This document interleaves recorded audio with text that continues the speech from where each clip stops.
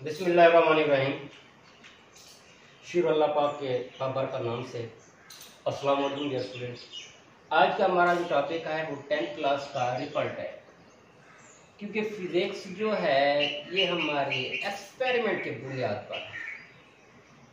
इससे पहले जो हमने टॉपिक पढ़ा था wave is a disturbance. Wave किसी मीडियम में पैदाशुदा वो खलल हो जिसमें मीडियम के ज़रात की वाइब्रेटरी मोशंस को वेव का नाम देते हैं। अब मेरे बेटे, पहले जो हमने सिर्फ वेव की ऐसे थ्योरी पढ़ी थी, या उसकी हमने जो एक्सपेरिमेंट किया था, सिंपल किया था, रस्सी के साथ किया था, या फिर हमने एक किताब में पेन लेकर ऊपर पेंसिल ऊपर नीचे डुबोई थी, जिसकी वजह से वेव पैदा हुई। अब ये हमारे पास है रिपल टैंक। अब रिपल टैंक की मदद से हम पानी में वेव्स पैदा करेंगे। पानी में वेव्स पैदा करने के बाद रिपल टैंक में हम पानी की करैक्टरिस्टिक्स, पानी में पैदा होने वेव की करैक्टरिस्टिक्स की हमने स्टडी करनी है। अब रिपल टैंक की डेफिनेशन भी यही है। Ripple tank is a device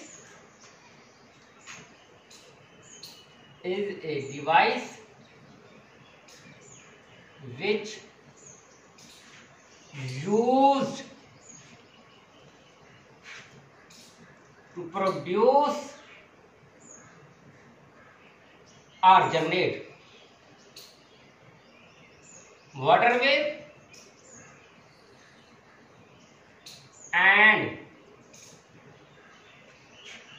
steady to the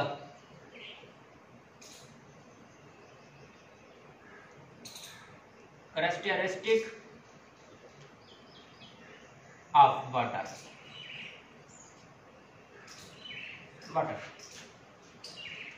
ripple tank एक ऐसी डिवाइस है, ऐसा इंस्ट्रूमेंट है जिसकी मदद से हम पानी में वेव्स पैदा करते हैं और उन्हीं वेव्स की हम खसूसियात का मुताला करते हैं। सबसे पहले हम इसकी कंस्ट्रक्शन पढ़ते हैं। कंस्ट्रक्शन होती क्या है?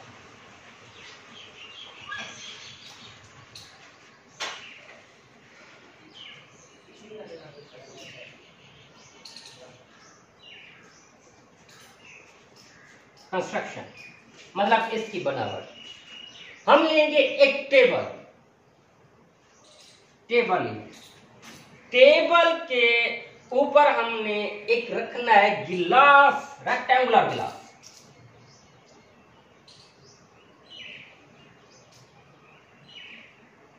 पहले हम निकालेंगे टेबल, दूसरे नंबर पे हमने गिलास, रेक्टेंगुलर गिलास। इसके ऊपर फिर हमने रेक्टेंगुलर गिलास रख दिया।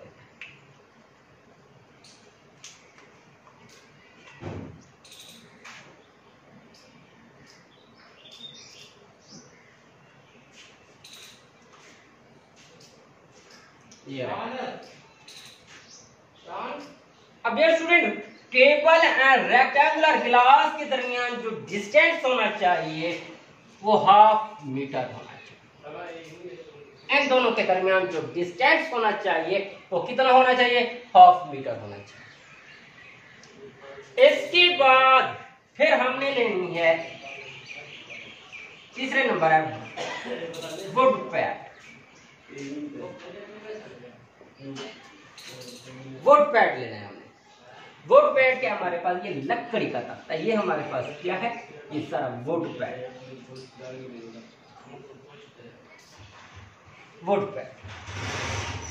इसके बाद फिर हमारे पास 4 नंबर पे आते हैं मोटर, इलेक्ट्रिक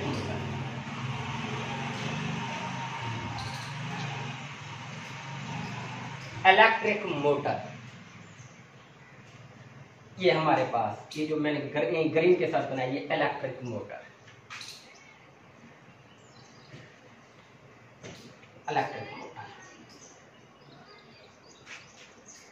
इसके बाद हमने एक लैंप लेना है।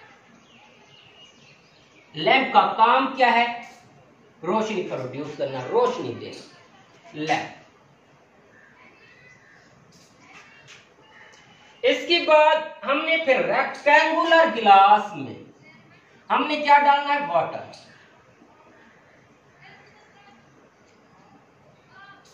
वाटर डालना रेक्टेंगुलर गिलास में।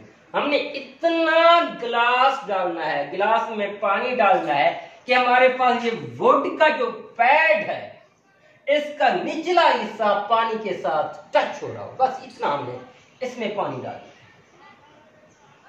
मिसाल के तौर पे हमारे पास, अब ये हमारे पास क्या, फॉर एग्जांपल वुड पैड, अब ये हमारे पास इधर वुड पैड आ गया।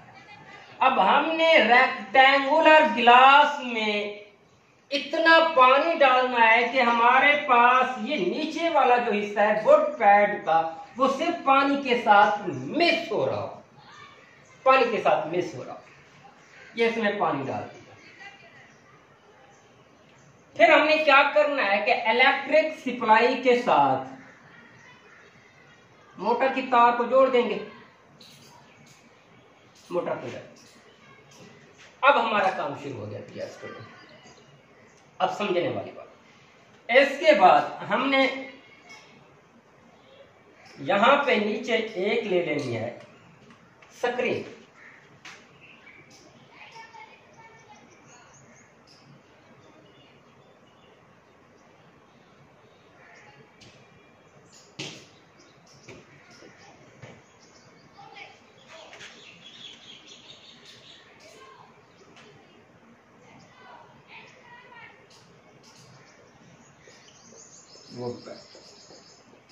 ये हमारे पास स्क्रीन आ गया। स्क्रीन का मैं मकसद बताता हूँ, इस तरह का।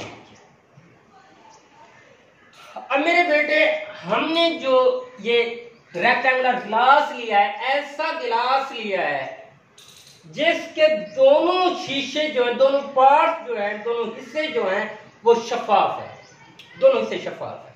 मतलब अगर हम इसी तरह करके देखें, इसी तरह, तो ये वाला हिस्सा भी शफाफ हो, ये वाला भी शफाफ हो। इसका मतलब है इससे दूसरी तरफ हमें कुछ चीजें नजर आना शुरू हो जाए, तो वो हमारे पास मुकम्मल तौर पे ये शफाफ गिलास होगा जो हम यहाँ पे यूज करेंगे। अब डियर स्टूडेंट, जब हमने यहाँ पे पानी डाल दिया, वही पानी जो है हमारे को वुड पैड के नीचे वाले हिस्से के साथ मिक्स हो रहा है, टच हो रहा है। जो ही मैंने इलेक्ट्रिक मोटर को सप्लाई दूंगा, इलेक्ट्रिक मोटर चलना शुरू हो जाएगी। तो उसी की मदद से हमारे पास, क्योंकि इलेक्ट्रिक मोटर जो वुड पैड पे रखी हुई है, लकड़ी के तख्ते पे रखी हुई है, जब लकड़ी के तख्ते पे हमारे पास रखी हुई मोटर चलेगी, जिसकी वजह से हमारे पास वुड पैड जो है एक वाइब्रेटर का काम देगी, वाइब्रेटर का काम देगी। अब ये हमारे पास पूरी, हमारे पास ये जो बन गया वुड विद इलेक्ट्रिक मोटर, ये हमारे पास बन गया वाइब्रेटर। वाइब्रेटर का मानी क्या होता है? पैदा करना, प्रोड्यूस करना। जब हम इसको वाइब्रेट करेंगे, जब ये वाइब्रेटर थरथरा रहा होगा, अपनी बस्ती पोजीशन से इस तरह आगे पीछे हो रहा होगा, तो जो ही इसी तरह ऊपर होगा, उसके बाद फिर नीचे जाएगा, पानी के साथ टच होगा, जिसकी वजह से हमें एक वेव यहां पे पैदा होने शुरू हो जाएगी। इसी तरह हमें यहां पे वेव्स हासिल होगी।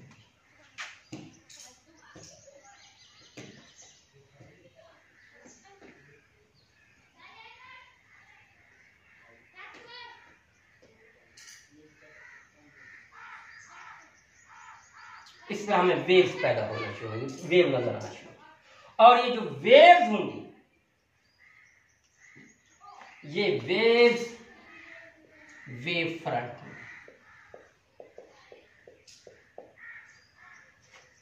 जिसमें वेव में मौजूद मीडियम के जो ज़रात हैं उनकी मोशन एक जैसी हो, उनकी मोशन एक जैसी हो।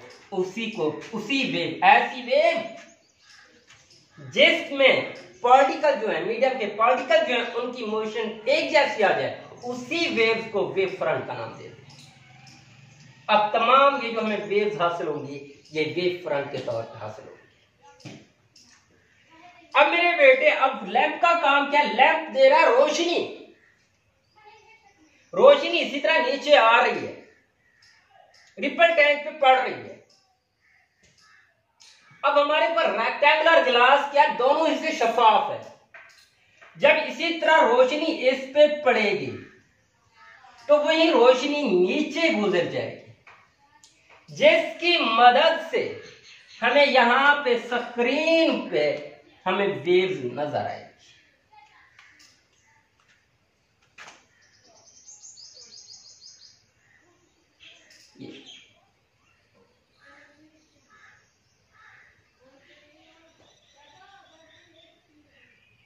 वेव नजर आएगी।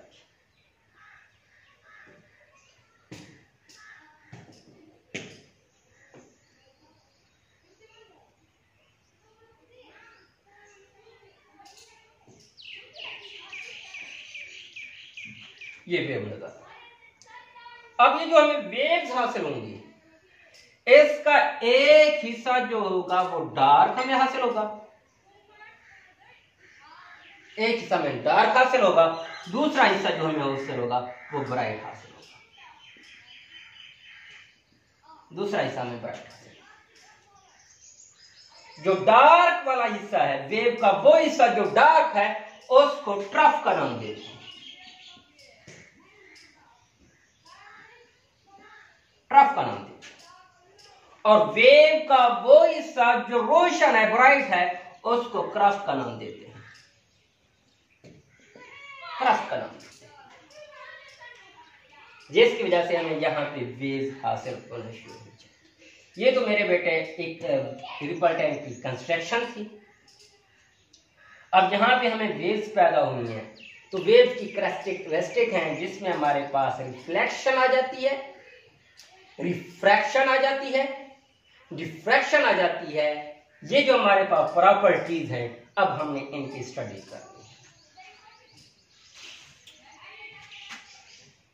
अब हाँ, एक बात डियर स्टूडेंट, हमें यहां पे वेव जो है वो डार्क एंड ब्राइट नजर आ रही है। इसकी रीजन क्या है? अब ये देखिए, जब हमारे पास ये वाइब्रेटर नीचे होगा तो लैंप जो की रोशनी होगी वो इस पे आ जाएगी, वाइब्रेटर के ऊपर आ जाएगी, जिसकी वजह से रोशनी जो है वाइब्रेटर मतलब वुड पैड में से नहीं गुजर सकती, जिसकी वजह से हमें वेव्स डार्क नजर आएगी। इसी तरह जब ऊपर जाएगा तो लैंप जो है, लैंप की जो रोशनी है वो बराह रास्त डायरेक्ट पानी पे पड़ेगी, जिसकी वजह से वो हिस्सा हमें ब्राइट नजर आएगा। इसी तरह हमें डार्क एंड ब्राइट वेव्स आएगी। डार्क को हमने ट्रफ का नाम दे दिया और ब्राइट का नाम हमने क्रस्ट का नाम दे दिया। जो ब्राइट पार्ट होगा वेव का वो क्रस्ट, जो डार्क पार्ट होगा वो हमारे पास ट्रफ होगा स्टूडेंट। अब दो मुसलसल क्रस्ट या trough, the distance between two consecutive trust और ट्रफ और क्रस्ट या क्रस्ट और ट्रफ इज कॉल्ड वेवलेंथ। ये भी ट्रफ है, ये भी ट्रफ है, इनके दरमियान जो हमारे पास डिस्टेंस होगा वो हमारे पास वेवलेंथ कहलाएगा, वेवलेंथ कहलाएगा। ये वेवलेंथ की डेफिनेशन भी है और अक्सर यूनिट में एमसीक्यू के तौर पे पूछा जाता है, what is the unit of wavelength? Wavelength is the distance, and distance का ऐसा यूनिट हमारे पास मीटर है, इसलिए वेव का यूनिट भी मीटर है, वेवलेंथ का यूनिट भी मीटर है। अब हमारे पास जो पहली प्रॉपर्टी है वह है रिफ्लेक्शन।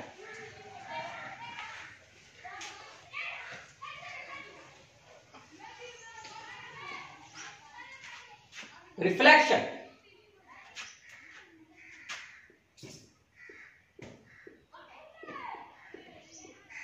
रिफ्लेक्शन का मानी क्या है? जब भी वापस लौटे।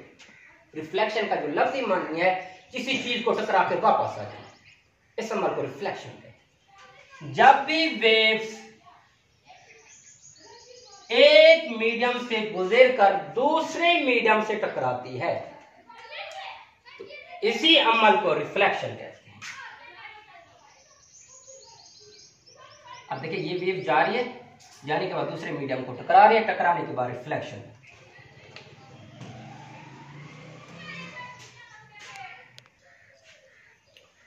रिफ्लेक्शन, रिफ्लेक्शन क्या है स्टूडेंट? जब भी कोई वेव एक मीडियम से गुजरकर दूसरे मीडियम को टकराएगी, टकराने के बाद अपने पहले मीडियम में वापस आ जाएगी, इसी को रिफ्लेक्शन कहते हैं। अब हम एक खींच लेंगे नॉर्मल।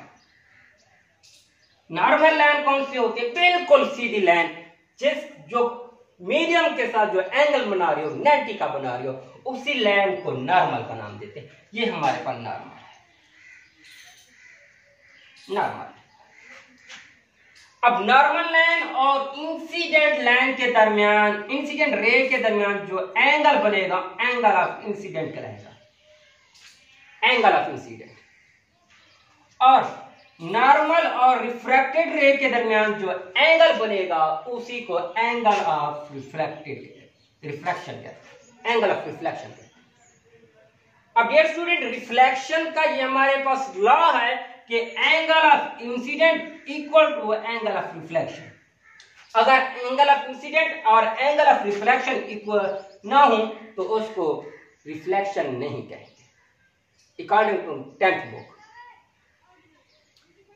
यहां पे फिर हमारे पास प्रॉपर्टीज में थोड़े गड़बड़ हो जाएगी। अब डियर स्टूडेंट, ये तो हमारे पास सिर्फ इंट्रोडक्शन था रिफ्लेक्शन का।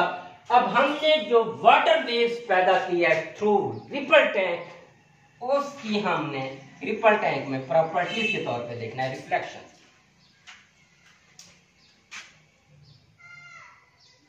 ये हमारे पास स्क्रीन है जिसमें वेव्स पैदा,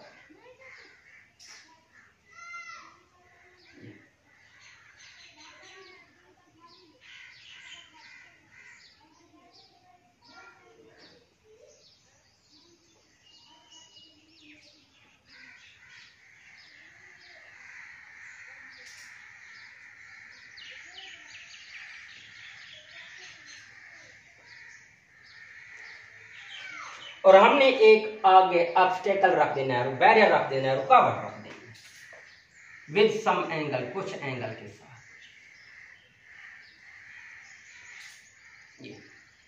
ये हमारे पास बैरियर है, बैरियर, रुकावट। अब वेव की जो डायरेक्शन है ये वेव, अब जिस एंगल के साथ टकराएगी उसी एंगल के साथ वापस। अब देखिए यहां पे वेव जो है कुछ एंगल के साथ टकरा रही है, ये बैरियर के साथ कुछ एंगल के साथ टकरा रही है। अब वो एंगल हम कैसे फाइंड करेंगे? हमने क्या ले लेना है कि एक नॉर्मल लाइन ड्रा कर लो, ये नॉर्मल लाइन ड्रा, ये नॉर्मल है। अब ये नॉर्मल है,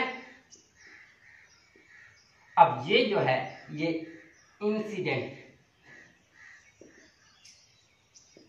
रे, इंसिडेंट रे। नॉर्मल और इंसिडेंट रे के दरमियान जो एंगल बनता है, angle of incident, angle of incident. अब फिर हमने क्या रिफ्लेक्शन में क्या, जब भी अब देख एक मीडियम से गुजर कर दूसरे मीडियम, अब देखिए पहला मीडियम हमारे पास क्या है? वाटर है, दूसरा मीडियम हमारे पास बैरियर है। जब हमारे पास वेव वाटर से गुजर कर बैरियर पे पड़ेगी तो ये दे बाउंस बैक, ये पीछे आ जाएगी इनटू फर्स्ट मीडियम, पहले मीडियम में वापस लौट आएगी। इस अमल को रिफ्लेक्शन कहते हैं। अब ये होगी। अब इसके बाद फिर ये नीचे की जाने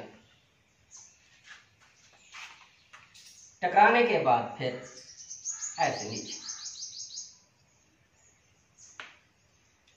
ये जो हमारे पास रे है इसको रिफ्लेक्टेड रे कहते हैं, रिफ्लेक्टेड। वो रे जो टकराने के बाद पहले मीडियम में वापस आ जाए उसको रिफ्लेक्टेड रे कहते हैं।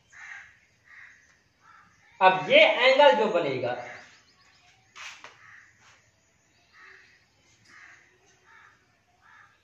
ये, और जो इंसिडेंट एंगल होगा वही एंगल ऑफ रिफ्लेक्शन होगा। Angle of incident equal to angle of reflection. ये हमने प्रॉपर्टीज पढ़ी है किसकी, रिफ्लेक्शन की, in water wave through ripple. अब इसकी तारीफ क्या करेंगे, when a wave move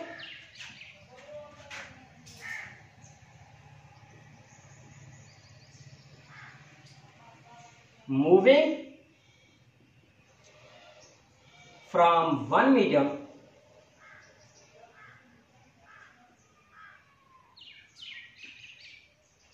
fall on the surface of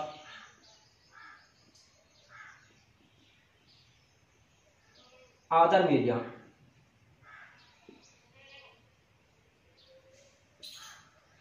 they bounce back. They bounce back. Angle of incident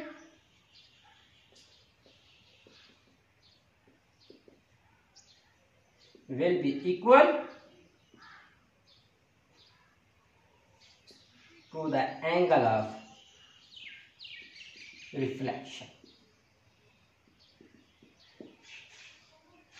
dear student, ये हमारे पास प्रॉपर्टीज है रिफ्लेक्शंस की। अब हमारे पास अगली प्रॉपर्टी जो है वो है रिफ्रैक्शन। रिफ्रैक्शन से पहले हम पढ़ते हैं speed of wave in different medium.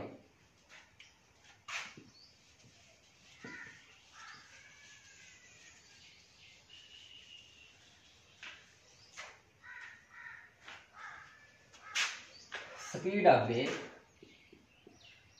Speed of wave के हमने स्पीड के बारे में फिलहाल डिस्कस कर लिया।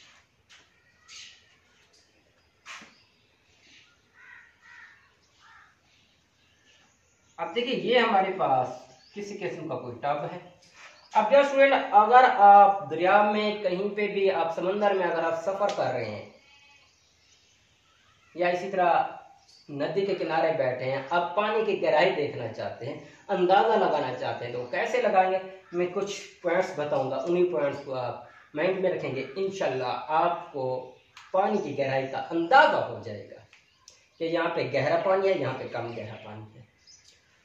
अब डियर स्टूडेंट, मैंने क्या कर दिया, यहाँ पे इसको,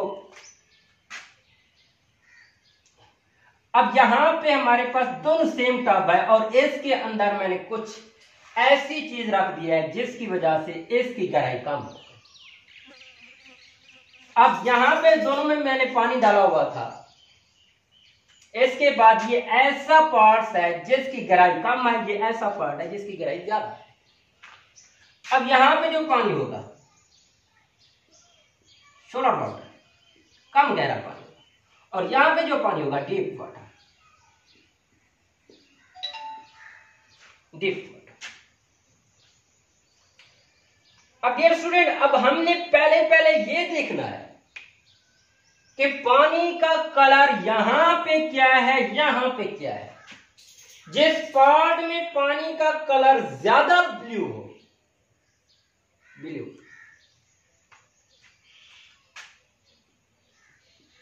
ब्लू ज्यादा हो, तो वो हिस्सा हमारे पास डीप वाटर होगा, वहां पे पानी की गहराई ज्यादा होगी।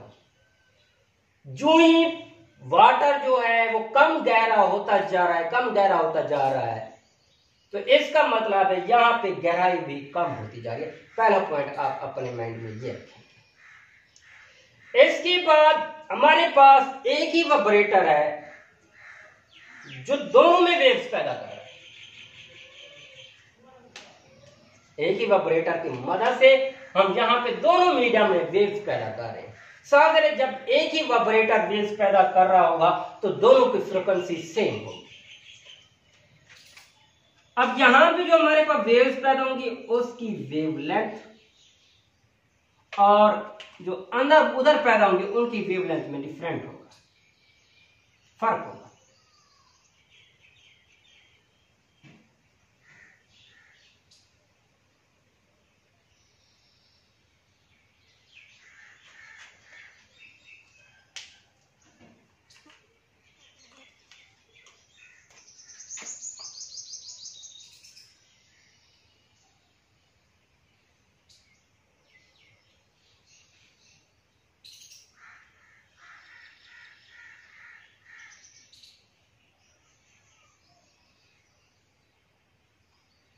ये वेव है,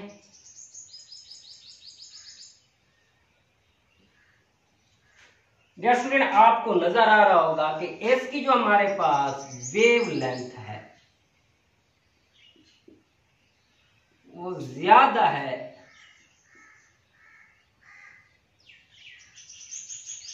बानिस्बत इनके दरमियान जो वेव्स है। जो कम गहरे पानी में जो वेव्स हैं उनकी वेवलेंथ कम है, जो ज्यादा गहरे पानी में जो वेव्स हैं उनकी वेवलेंथ ज्यादा है।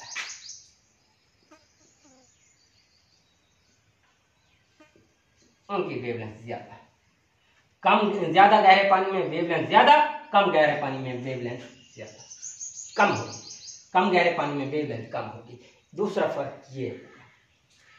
इसके बाद हमारे पास क्योंकि दोनों में फ्रीक्वेंसी क्या है,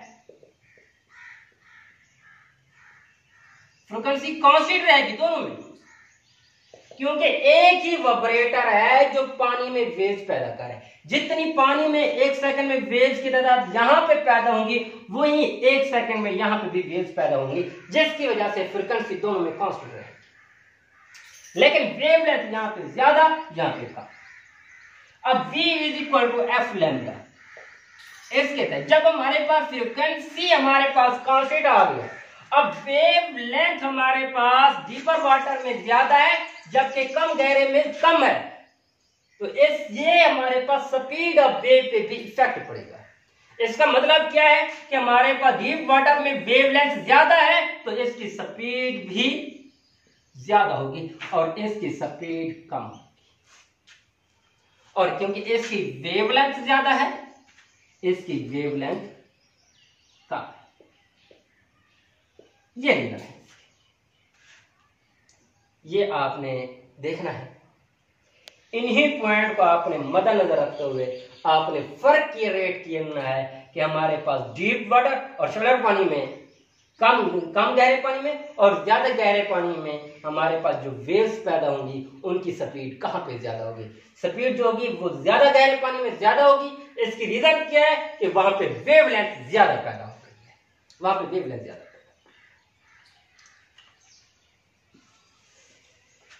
अब हमारे पास जो इसी का नेक्स्ट टॉपिक है वो है रिफ्लेक्शन। Refraction of water.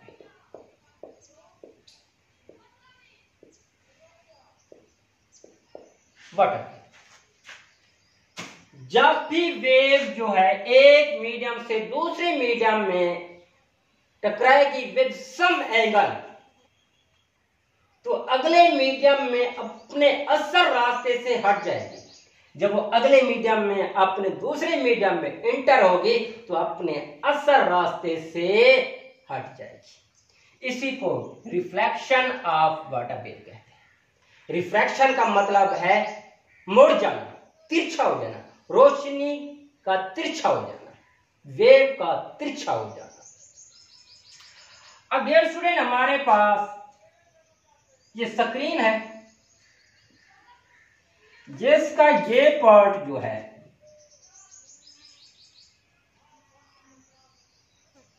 ये कम गहरा पानी है, कम गहरा पानी,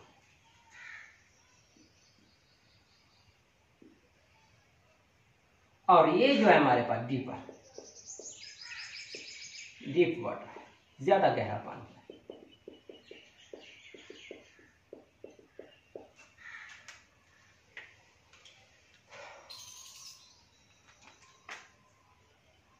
जब रोशनी इसी तरह टकराएगी टकराने के बाद अब देखिए, जब रोशनी पानी की वेव जो है एक मीडियम से गुजरकर दूसरे मीडियम में जाएगी तो अपने असल रास्ते से परे हट जाएगी या अपने असल रास्ते से हट जाएगी। अब इसके बाद अब देखिए अपने असल रास्ते से हट, इसके बाद दूसरी वेव,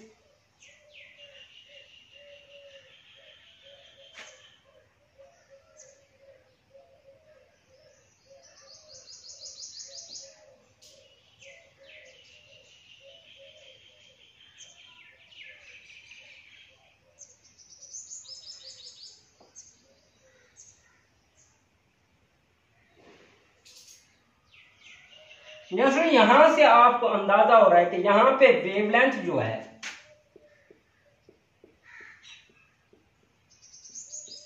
ज्यादा है, जबकि यहां पे वेवलेंथ कम है। यहां पे वेव की स्पीड ज्यादा होगी, यहां पे वेव की स्पीड कम होगी, क्योंकि ये ज्यादा गहरा पानी है, ये कम गहरा। अब एंगल ऑफ इंसिडेंट, जो नॉर्मल लाइन के साथ एंगल बनेगा उसे एंगल ऑफ इंसिडेंट है। जो रिफ्लेक्टेड रे के साथ एंगल बनेगा वो हमारे पास एंगल ऑफ रिफ्रैक्शन कहेगा, angle of refraction. Angle of incident greater होगा एंगल ऑफ रिफ्रैक्शन के in case of refraction. Refraction के केस में हमारे पास एंगल ऑफ इंसिडेंट जो होगा वो एंगल ऑफ रिफ्रैक्शन से ज्यादा होगा। जो जो एंगल ऑफ इंसिडेंट ग्रेटर करते जाएंगे, बढ़ाते जाएंगे, इंक्रीज करते जाएंगे, एंगल ऑफ रिफ्रैक्शन भी इंक्रीज होता जाएगा। ये दूसरी हमारे पास कैरेक्टरिस्टिक्स ऑफ वाटर वेव की थ्रो रिपल है। अब इसके बाद हमारे पास एक और आ जाती है,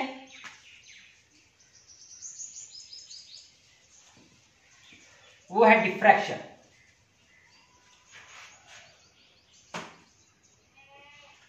डिफ्रैक्शन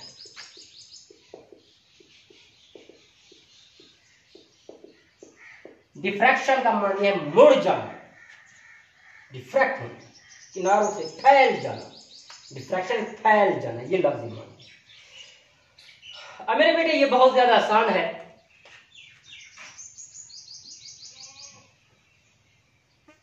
तो अब हमने इसमें क्या रखनी है, दो स्लिट्स रखनी है, दो रुकावट रखनी है। ये हमारे पास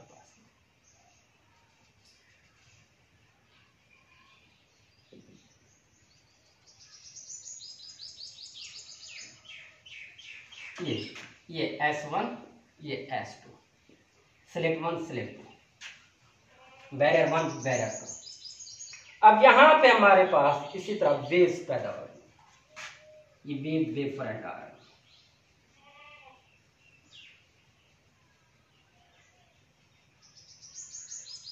ये जब अब दूसरा मेरे बेटे इनके दरमियान जो डिस्टेंस हो, ये जो डिस्टेंस हो, ये वाला डिस्टेंस,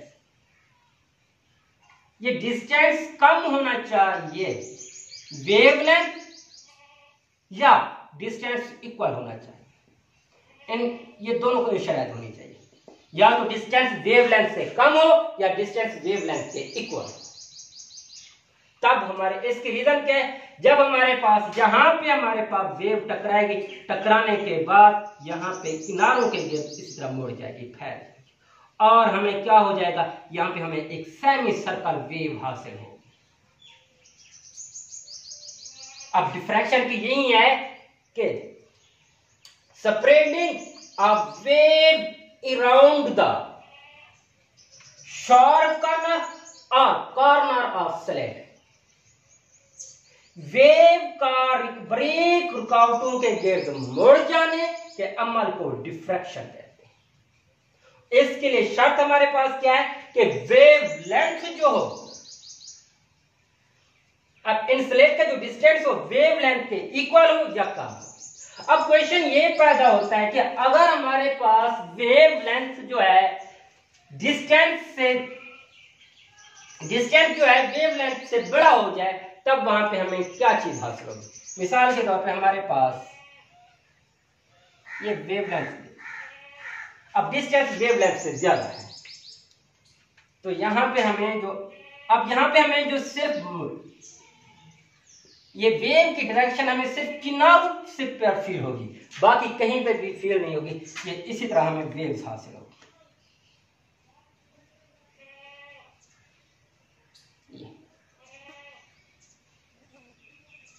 मतलब यहाँ पे डिफ्रैक्शन कम है, यहाँ पे हमें डिफ्रैक्शन वाज़ेह तौर पे नजर आ रही है। यही वजह है कि ये स्लेट के दरमियान जो डिस्टेंस है वो डिस्टेंस लेस देन और इक्वल देन वेवलेंथ होना चाहिए। अगर ग्रेटर हो जाएगा तो हमारे पास ये जो डिफ्रैक्शन है बहुत कम होगी, हमें सिर्फ किनारों पे कॉर्नर पे ही फील होगी, बाकी कहीं पे फील नहीं होगी। यस स्टूडेंट, ये हमारे पास रिपल टाइम था। उम्मीद करता हूँ आप लोगों को समझ आ गई होगी। इंशाल्लाह नेक्स्ट वीडियो के साथ हम हाजिर होंगे। अगर आपको ये वीडियो आपको अच्छी लगे तो आपने लाइक करना है, सब्सक्राइब करना है और बेल आइकन को दबाना, ताकि मेरी हर आने वाली वीडियो आप लोगों को बराह रास्त मिले। और कोशिश करें कि कमेंट्स हर सूरत क्या करें। अल्लाह हाफिज़, इंशाल्लाह नेक्स्ट वीडियो के साथ मिलेंगे।